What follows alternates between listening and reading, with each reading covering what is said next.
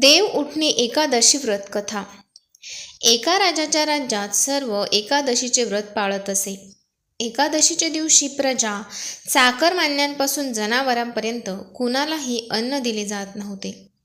एके दिवशी दुसऱ्या राज्यातील एक माणूस राजाकडे आला आणि म्हणाला, महाराज, कृपया मला कामावर ठेवा. तेव्हा राजाने त्याच्या पुढे एक अट घातली की ठीक आहे, ठेवू, पण रोज तुम्हाला जेवायला सगळं मिळेल, पण एकादशीला जेवण मिळणार नाही. त्या माणसाने त्यावेळी होकार दिला. पण एकादशीच्या दिवशी त्याला फलाहार दिल्यावर तो राजासमोर जाऊन विनवणी करू लागला की महाराज, याने माझे पोट भरणार नाही, मी उपाशी मरेन, मला अन्न द्या.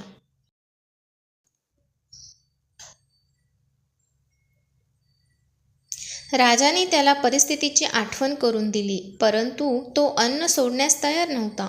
नंतर राजाने त्याला पीठ, डाळ, तांदूळ इत्यादी दिले. नेहमीप्रमाणे तो नदीवर पोहोचला. आंघोळ करून अन्न शिजवू लागला. जेवण तयार झाल्यावर तो देवाला हाक मारू लागला की ए देवा, अन्न तयार आहे. त्याच्या हाकेवर भगवान पितांबर धारण करून चतुर्भुज रूपात आले आणि प्रेमाने त्यासोबत भोजन करू लागले. अन्न खाऊन देव अंतर्धान पावला आणि तो आपल्या कामाला गेला. 15 दिवसांनी पुढच्या एकादशीला तो राजाला म्हणू लागला, महाराज, मला दुप्पट सामग्री द्या. त्या दिवशी मी उपाशी राहिलो.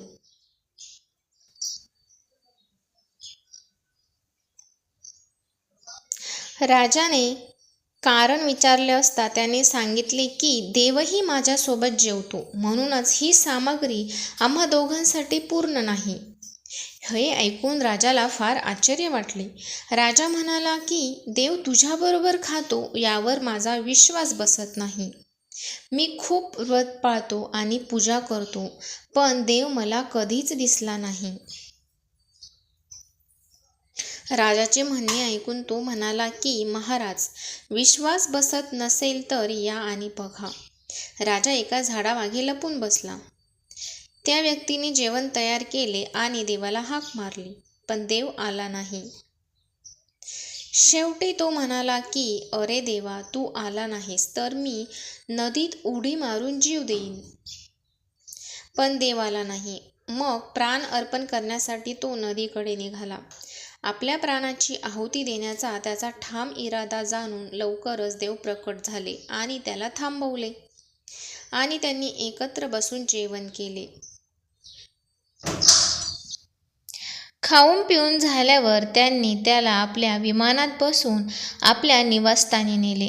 हे पाहून राजाने विचार केला की मन शुद्ध असल्याशिवाय उपवासाचा फायदा नाही. यातून राजाला ज्ञान प्राप्त झाले.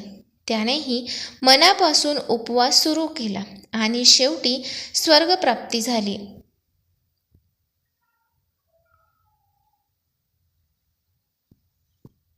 याविषयीची आणखी एक प्रचलित कथा आपण बघणार आहोत. पूर्वी मूर नावाचा एक राक्षस होता. तो गर्वाने भगवान विष्णूवर चाल करून गेला. भगवान विष्णूने इतर देवांच्या साहाय्याने मूर राक्षसाशी घनघोर लढाई केली, परंतु त्या बलाढ्य राक्षसापुढे त्याचे काहीच चालत नव्हते. अखेरीस भगवान विष्णू बद्रिकाश्रमी एका गुहेमध्ये गेले. त्या ठिकाणी त्यांना शस्त्रास्त्रांना सुसज्ज अशी एक स्त्री दिसली. मूर राक्षसही विष्णूचा शोध घेत त्या गुहेपाशी आला, परंतु त्या स्त्रीने त्यास ठार मारले. भगवान विष्णू त्या स्त्रीवर प्रसन्न झाले. त्यांनी तिला वर मागण्यास सांगितले. तिने भगवान विष्णूंना वंदन करून सांगितले की एकादशीचा उपवास करणाऱ्यांवर तू सदैव प्रसन्न असावस. त्यावर भगवान विष्णू तथास्तु म्हणाले. उपवास केल्यामुळे ईश्वर उपासना करताना आपण अधिक एकाग्र होत असतो. हाच उपवास करण्यामागचा मूळ उद्देश असतो.